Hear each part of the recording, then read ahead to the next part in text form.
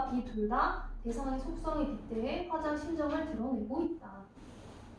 그 다음에 33번 볼게. 견이어는 윤선도가 유배 생활 동안 지은 작품이래. 그래서 옛사람들에게 유배 세상과의 격리로 외롭기 힘든 것이었다. 유배 동안에는 작가는 작품을 통해 자신의 내면을 들여다보면서 자신이 추구한 삶의 자세를 드러내거나 자연물을 매개로 임금이나 어부에 대한 그림을 표현하기도 하였다. 때로는 작품 속에 자신의 억울함을 호소하거나 모함을 한 상대편에 대한 부정적인 감정도 드러내기도 하였다. 봐봐. 제1수의 내 몸에 해올 일만 닦을 뿐 작가가 내면 성사를 위해서 자신을 세상과 격리시킨 것이라 볼 수 있겠고, 그냥 자기 할 일만 하겠다고 한 거지. 이 사람이 성찰을 해가지고 내가 일부러 세상을 격리시킨 게 아니야. 왜? 유배 갔잖아. 그러니까 보내지 이걸. 그 답은 1번이지.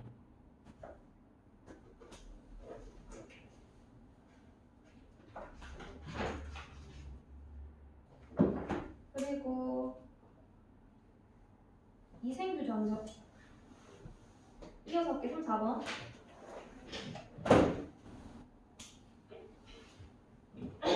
이생은 우연히 본 최 여인을 사모하게 되고 시를 주고받으며 서로 사랑하는 사이가 된다. 이 사실을 알게 된 이생의 부모는 크게 놀래 이생을 고향으로 쫓아보내고 최 여인은 이생과 만나지 못해 상처병에 걸린다. 이에 최 여인의 부모는 이생 부모를 설득해 이생과 최 여인을 혼인시킨다. 그 후 홍관적의 난이 일어나 이생은 간신히 도망쳐 목숨을 보존하였으나 최 여인은 정조를 지키려다가 홍관적의 손에 죽는다.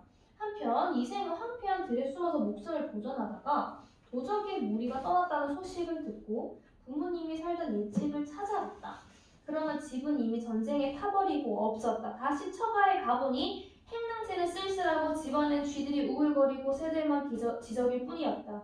이생은 슬픔을 이기지 못해 작은 누각에 올라가서 눈물을 거두고 길게 한숨을 쉬며 날이 저물도록 앉아서 지난날의 즐겁던 일을 생각해보니 완연히 한바탕 꿈만 같았다.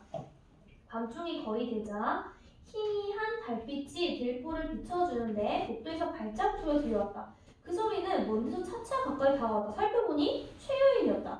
이승은 그녀가 이미 이승에 없는 사람을 알고 있었으나 너무 사랑하는 마음에 반가움이 앞서 의심도 하지 않고 부인은 어디로 피란하여 목숨을 보존하였소? 여인은 이생의 손을 잡고 한바탕 통곡하더니 그 사정을 이야기했다. 이까지 보면 이생규 장전이 그거야. 사랑 얘기야, 사랑 얘기. 근데 이것도 최초에 똑같이 만남 이별 이거야. 근데 보면 방금 본 장면에서는 위 앞부분 줄거리를 고려하였을 때 홍건적의 난이라는 전쟁 때문에 죽었어, 여자가. 근데 갑자기 살아났대. 얘가 알고 있었으나 죽은 걸 알고 있었는데도 반가워서 의심을 안 했대. 이런 걸 뭐라고 해? 전기성이 드러나는 거야. 전기성. 왜? 말도 안 되잖아. 죽은 여자가 어떻게 다시 돌아와. 그래서 주제가 뭐냐면 이 소설이 죽음을 초월한 사람이야. 그러니까 사는 사람이야. 그래서 읽어볼게. 이윽고 이야기가 집안의 재산에 미치자 여인은 말했다. 조금도 잃지 않고 어떤 산골짜기에 묻어두었습니다. 자, 봐봐. 얘가 그래서 이야기하는 거야. 사실은 내가 죽었는데 뭐 하늘에서 이렇게 해가지고 내가 뭐 여기 내려왔다. 그러면서 내가 집의 재산을 그 죽기 전에 뭐 다 숨겨놨다. 얘기하면서 우리 두 집 부모님의 해골은 어디서 요거 뭐 봐봐. 그러면서 남자가 뭐를 물어봐? 부모님 얘기를 해. 효를 중시하는 거야. 효를 중시하는 거. 어디서 볼 수 있어? 유교야, 유교. 유교적 질서. 그러니까 유교 이념에서 중시하는 세 가지가 뭐냐면 충성하는 마음, 그리고 부모한테 효도하는 효, 그리고 절개를 지키는 열이야. 충효, 열, 요 세 개의 사상을 중시하는데 바로 물어보지. 효. 그러면 여기는 소설 표현상 특징에서 만약에 유교적 질서가 드러난다면 맞는 설명이야. 그래서 그 다음에 하는 수 없이 어떤 곳에 모셔뒀대. 서로 쌓여왔던 이야기가 끝나고 자리에 드니 지급한 정이 옛날과 같았다. 이튿날 여인은 이생과 함께 옛날 계령동을 찾아갔다. 거기에는 금은 몇 덩어리와 재물 약간이 있었다. 그들은 두 집 부모님의 유고를 거두고 금은과 재물을 팔아서 각각 5관산 기슭에 합장하고는 나무를 세우고 제사를 드려 모든 예절을 다 마쳤다. 그 후 이생은 벼슬을 구하지 않고 아내와 함께 살게 되니 피랑 같던 노복들도 또한 사라들었다. 보면 이 사람 돌아와서 뭐 재산도 좀 있었고 그리고 아내랑 살면서 일도 안 하고 노비들도 다시 다 찾아와서 행복하게 살았대. 이생은 이로부터 인간의 모든 일을 잊어버리고서 친척과 귀한 손님의 빌흉사 반문에서 문을 닫고 나가지 않았으며 한 아내랑 시를 주고받으며 아내랑만 산 거야. 어느덧 서너 해가 지났다. 3년이 지났어. 어떤 날 저녁에 여인은 이세에게 말했다. 3번이나 가약을 맺었습니다. 그러니까 3번이나 둘이 사랑 약속을 했어. 처음에 만났을 때 우리 결혼하자 했고 그렇게 해서 결혼하고 살았는데 홍건정이랑 헤어지고 뭐 이런 식으로 계속 중간중간에 약속을 하거든. 우리 평생 사랑하자 이런 거. 세상 일이 뜻대로 되지 않았으므로 즐거움도 다기는데 슬픈 이별이 갑자기 닥쳐왔습니다. 하고는 마침내 녹매에 울었다. 이생은 깜짝 놀라면서 물었다. 무슨 까닭으로 그런 말씀을 하시오? 여인은 대답했다. 밑줄 치세요. 저승길은 피할 수 없습니다. 그러면 이 최천여의 지금 말을 통해서 우리는 뭘 할 수 있냐면 이 소설은 이승과 저승의 그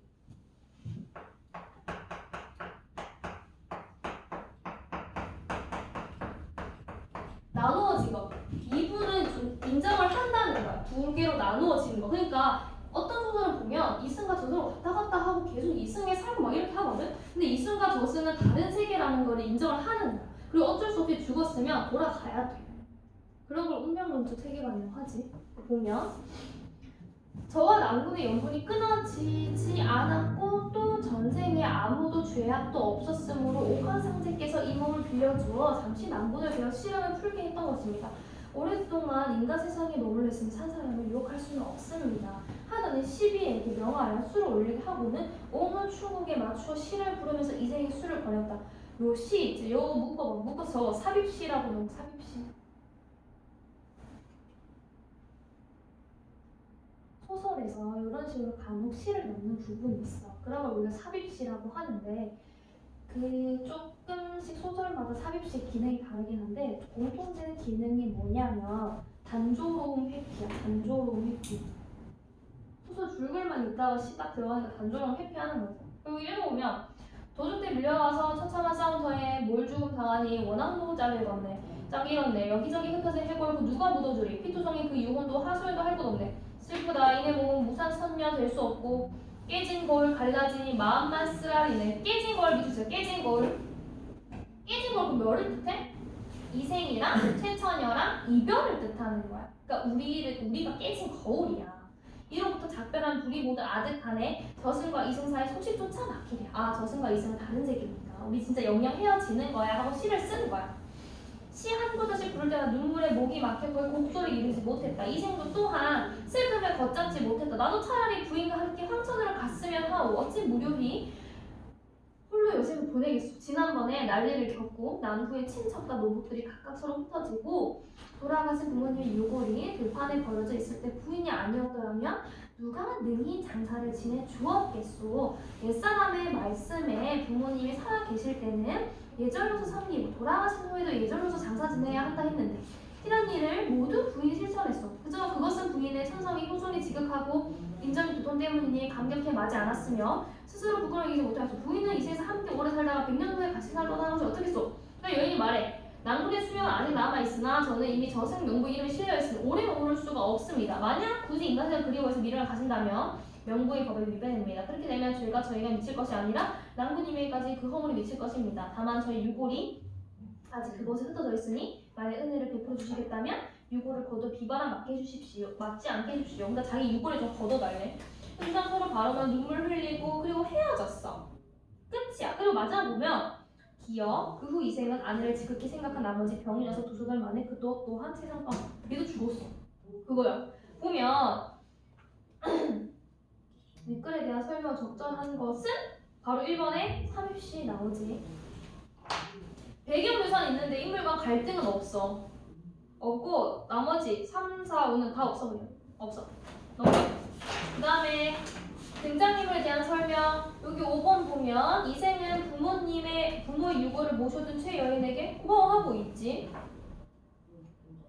최여인은 이생의 집에서 이생을 기다리고 있었다가 아니야. 갑자기 하고 나타났어. 그리고 이생은 최여인과 이별을 차분히 준비한 적이 없어. 갑자기 이거지 하잖아. 3번에 이생은 양가 부모님과의 재회를 간절히 바라고 있다. 양가 부모님과의 재회를 바란 적은 없어. 인정하잖아. 그 제사 지내고. 최여인은 전쟁 중에 자신을 버린 이생을 오해한 적 없어. 그 다음에 36번에 이거 소설 구성 말하는 건데 이게 아까 내가 만남 이별 이거 한다는 거야. 3번이지. 가볼게. 처음에 둘이 막 담 넘어가지고 시 주고받고 엄마 쟤 예쁘다 하면서 막 쪽지 주고 이렇게 해서 사귀다가 결혼하자 했는데 반대로 헤어져. 요게 첫 번째 만남과 이별. 두 번째 보면 결국 최여인이 적극적으로 이렇게 해가지고 결혼을 성사시킨다? 근데 또 두 번째 이별. 왜? 요거는 운명이야. 전쟁 터졌거든. 그리고 세 번째는 다시 만나. 귀신이 돼가지고. 근데 결국 헤어져. 왜? 이승이랑 저승은 다른 색이기 때문에. 그런 거 했을 때 답은 2번이죠. 왜냐하면 다의 헤어짐은 현실에서 재회를 전제로 연기되는 게 아니면 비극적인 결말이에요. 둘 다 헤어지는 거. 둘 다 죽었다고. 그래서 마지막에 기억 보면 이생은 결국 다른 여자 안 만나고 얘도 곧 죽었어. 왜? 얘는 최천야밖에 없거든. 그래 답은 일단 다시 3번입니다. 이렇게 해서 풀고 이제 맞춰야 되는 얘들아. 숙제는 6회 있잖아. 어디까지 풀어오냐면 23번까지 풀어오고 좀 시간을 좀 쟀으면 진지하게. 그리고 왔다 갔다 풀지 말고 한번 쭉 풀고 쭉 시간 체크하고 앞에 적어와. 알겠지? 어휘는 숙제 좀 정리할까? 어휘는 14강 외워와. 문학은